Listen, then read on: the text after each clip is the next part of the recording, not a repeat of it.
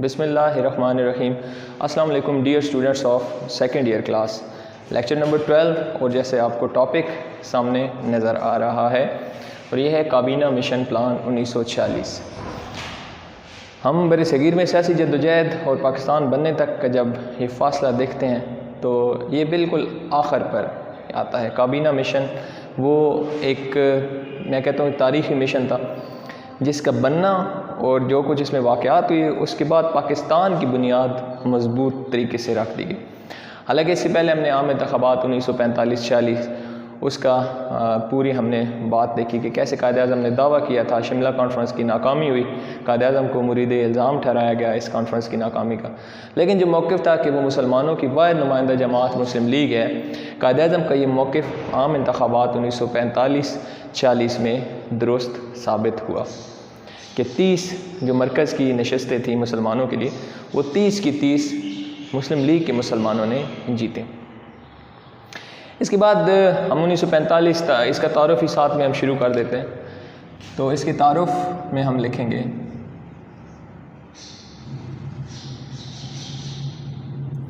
इसका तारुफ़ था, उसमें तज़किरा एक मैं लिखने लगा 1945 और इसके बाद है लॉर्ड एटली।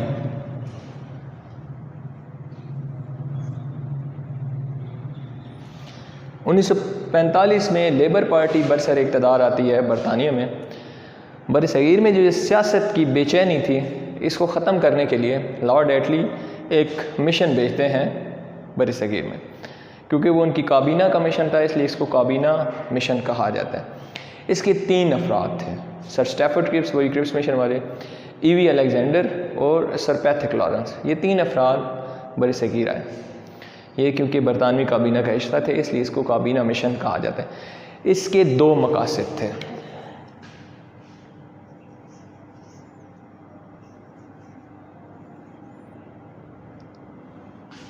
कि बरसगीर में जो दस्तूरी हैसियत है उसको वाज़े कर दिया जाए, और बरसगीर जो है, जारी बात है, वो चाहते थे कि बरसगीर ताज बरतानिया के मातहत ही रहे। दस्तूरी हैसियत भी वाज़े हो जाए, और वो दस्तूरी हैसियत कैसे वाज़े हो सकती थी?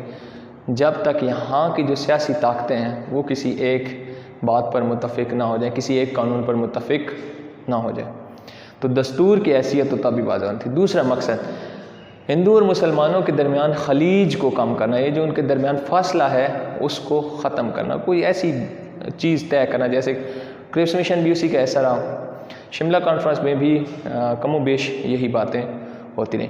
अब इसके बाद हम आगे बढ़ते हैं तो हम देखते हैं कि काबीना मिशन को भी यही जिम्मेदारी सौंपी गई, दस्तूरी हैसियत वाज़े की है और मुसलमानों और हिंदुओं के दरमियान खलीज को कम किया जाए। खैर ये मिशन जो है ये 1946 में आता है यहाँ पर, और सबसे पहले ये क्या करते हैं? मुज़ाकरात।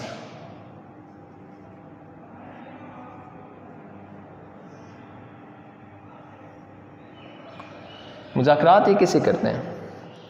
मुज़ाकरात करते हैं सूबों के गवर्नर से, वज़राए आला से, कांग्रेस और मुस्लिम लीग से भी इनकी बात होती है, कायद-ए-आज़म से भी गुफ्तगू शनीद होती है।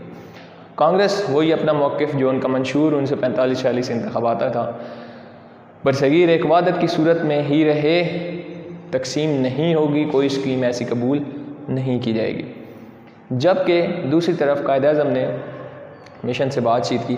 उससे पहले वज़ीर-ए-आज़म जो थे लॉर्ड एटली, उन्होंने एक बयान किया था कि हम किसी अक़लियत को हक़ नहीं देंगे कि वो किसी चीज़ को वीटो करे। यानी कि इनडायरेक्टली ये जो इशारा था ये मुस्लिम लीग और कायद-ए-आज़म की तरफ था कि वो बरसगीर में कम तादाद में अक़लियत है, तो वो कैसे सिंगल हैंडेडली किसी बात को रद्द कर सकते हैं, वीटो कर सकते हैं, उसको मुस्तरद कर सकते हैं। तो हम किसी अक़लियत को ये नहीं कहेंगे, इजाज़त नहीं देंगे।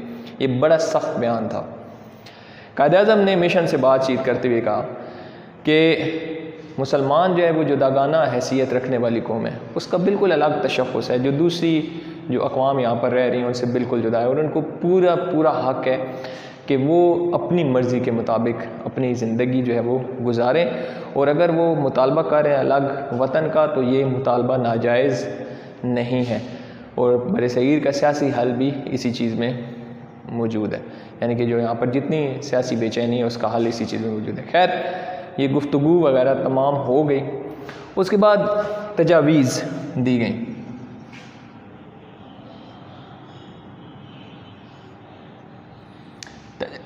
तजावीज़ है माजरत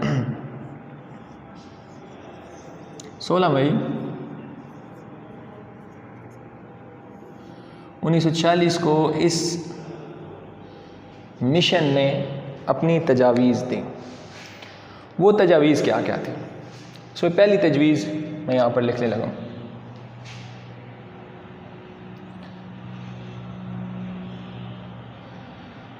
बरे सगीर एक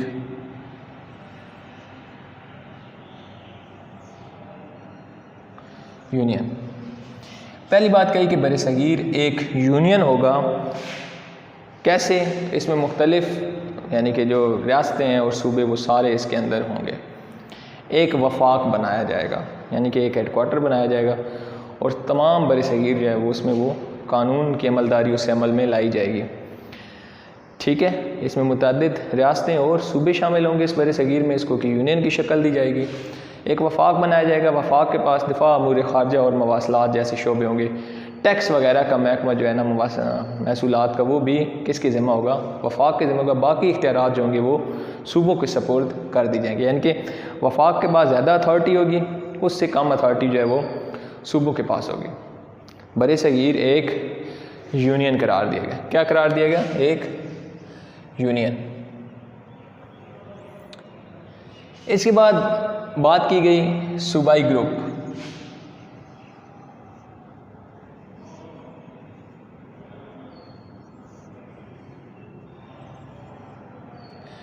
इसमें एक सूबाई ग्रुप बनाया गया।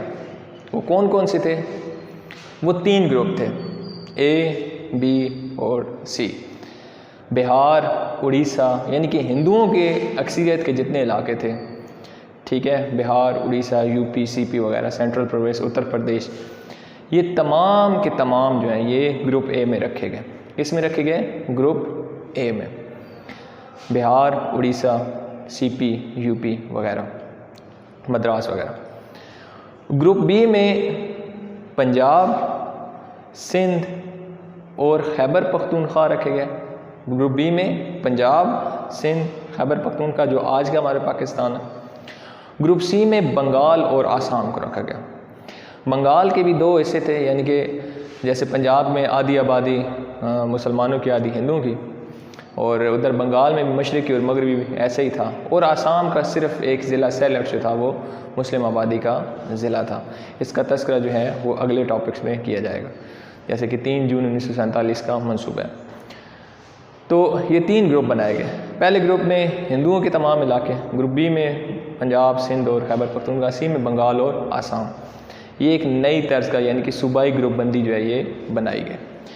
इसके बाद जो हमारे पास बात आती है और वो थी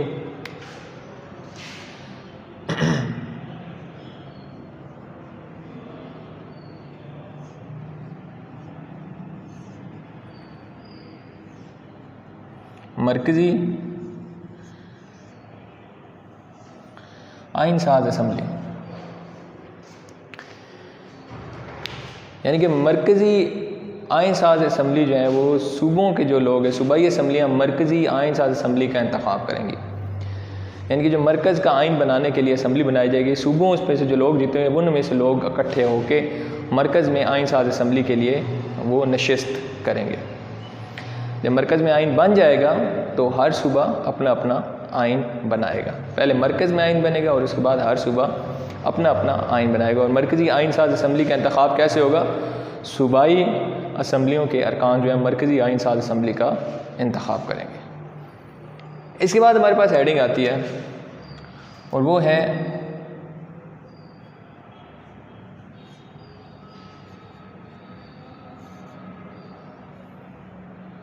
अबूरी हुकूमत।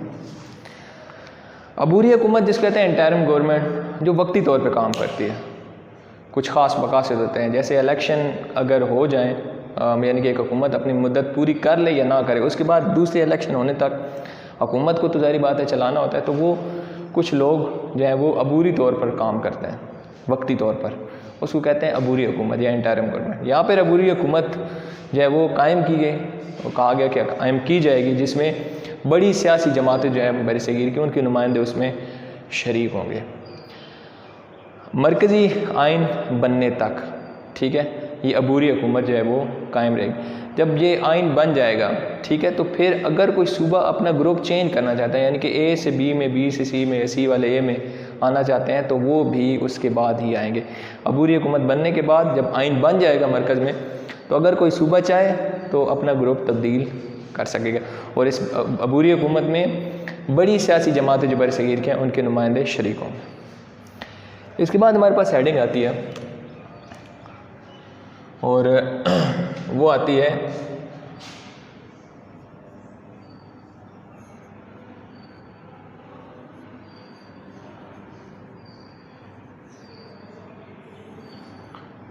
यूनियन से अलहदगी। अगर यानी कि ये एक ऐसा ये शिक थी जिसमें पाकिस्तान का ख्वाब मुकम्मल होता नज़र आ रहा था। यानी कि अगर कोई सूबा या एक से दो सूबे यूनियन से, कौन सी यूनियन, बरसगीर, उससे अलग होना चाहें तो हो सकते हैं। यानी कि अगर कोई सूबा बरसगीर से अलग होना चाहे तो वो हो सकेगा, लेकिन इस अमल को मुकम्मल करने के लिए 10 साल लगेंगे। यानी कि अगर कोई एक या दो सूबे बरसगीर जो यूनियन थी उससे अलग होना चाहते हैं, अपनी आज़ाद हैसियत कायम करना चाहते हैं, तो उनको ये इख्तियार होगा। अलबत्ता ये काम 10 साल के बाद होगा। मतलब कि पाकिस्तान का ख्वाब पूरा होते 10 साल का अरसा और नज़र आ रहा था। इसके बाद हमारे पास जो हेडिंग आती है वह है वीटो, या हक़ इस्तरदाद कहते हैं।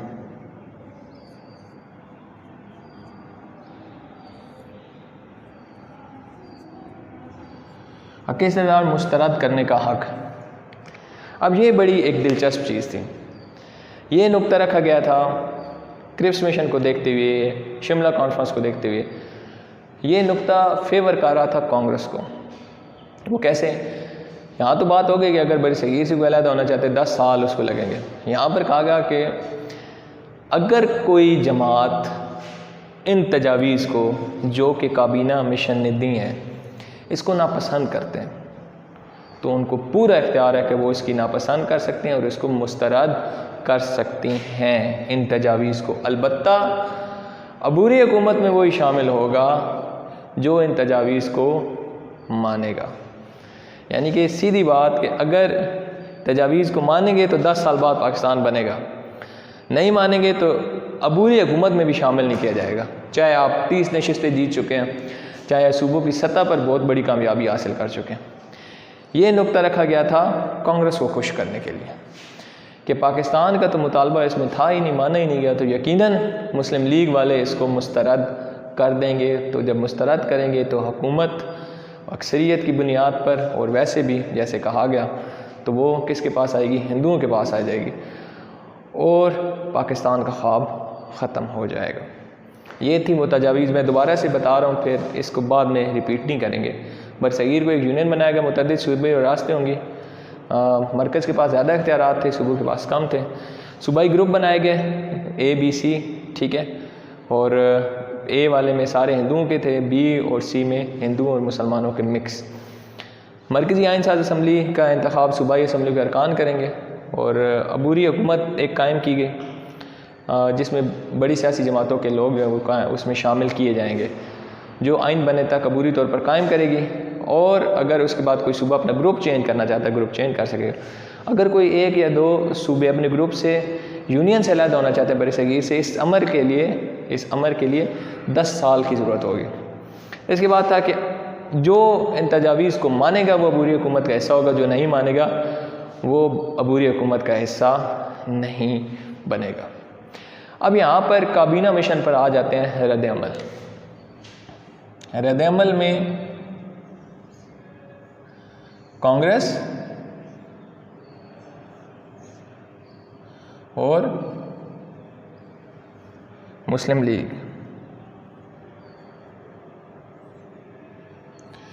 कांग्रेस वाले खुश थे, गलियां बाज़ारों में वो जो है जश्न मना रहे थे।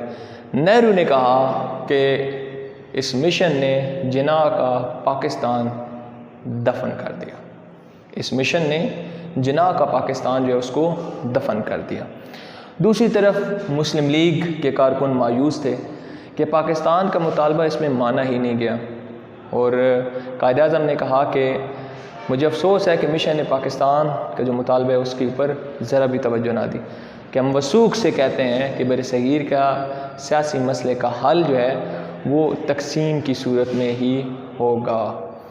अब क्या था, ज़ाहिर बात है ये तो एक रद्द-ए-अमल था, हतमी फ़ैसला तो आना ही था।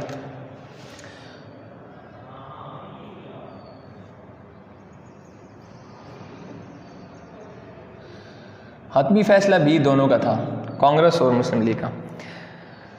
मुस्लिम लीग कौंसिल ने तमाम की तमाम जो यानी कि इसका फ़ैसला था उसकी ज़िम्मेदारी सौंप दी कायद आज़म को।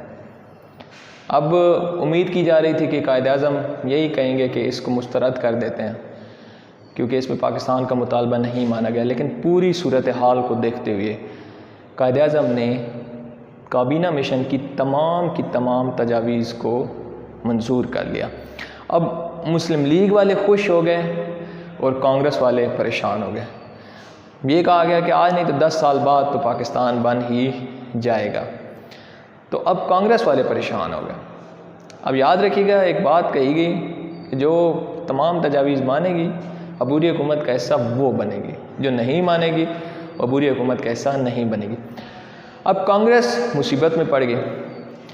बड़े ही गौर व खोज के बाद उन्होंने आधा प्लान मान लिया, यानी कि उन्होंने मरकज़ी आईन असम्बली और अबूरी हुकूमत जैसी चीज़ें तो मान ली, लेकिन यूनियन से अलहदगी जो है इसको और जो था सूबाई ग्रुपबंदी इसको उन्होंने मुस्तरद कर दिया। अब जब मुस्तरद किया तो ज़ाहिर बात है उन्होंने पूरा प्लान तो माना नहीं। कायद आज़म ने अब बरतानवी हुकूमत से क्या कहा? कायद आज़म ने बरतानवी हुकूमत से कहा कि एक बड़ी जमात मुस्लिम लीग ने जो बरसगीर की है उसने ये तजावीज़ें मान ली हैं, तो अब आप अबूरी हुकूमत को आगे बढ़ाएं। कांग्रेस ने नहीं माना तो उनको शामिल नहीं किए। यहाँ पर बरतानवी हुकूमत ने करवट ली और उन्होंने कांग्रेस के बगैर अबूरी हुकूमत जो है वो चलाने से इनकार कर दिया।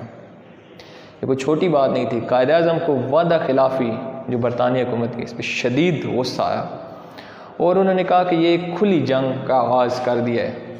किसने? बरतानी हुकूमत ने मुसलमानों के ख़िलाफ़। उन्होंने 16 अगस्त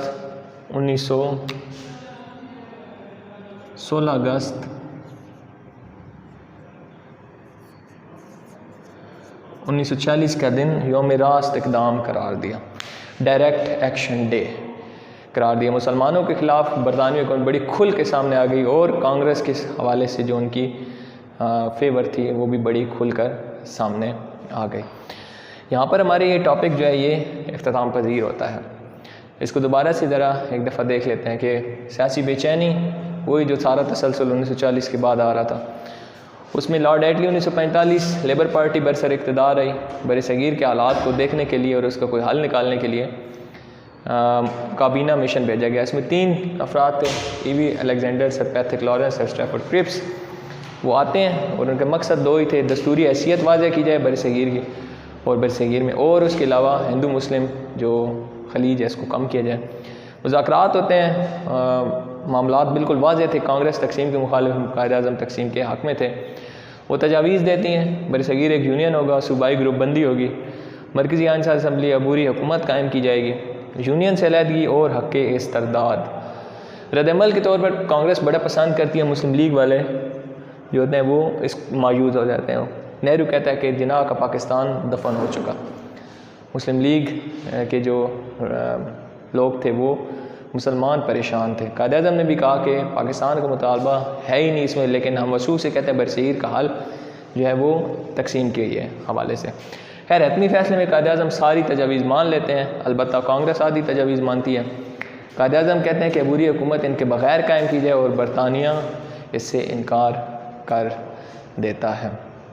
अब यहाँ पर आकर आपका ये टॉपिक जो है ये ख़त्म हो जाता है। इसका तसलसल आगे हम बढ़ाएंगे और वो होगा 3 जून 1947 का मंसूबा। तो हमारे पास जो आगे जो है इसका पाकिस्तान बनने तक का जो प्रोसेस है वो उसके बाद इंशाल्लाह इस चैप्टर के इख्तिताम के साथ हम उसको भी अपनी नहज तक पहुंचा देंगे। अगले टॉपिक तक के लिए अल्लाह हाफ़िज़।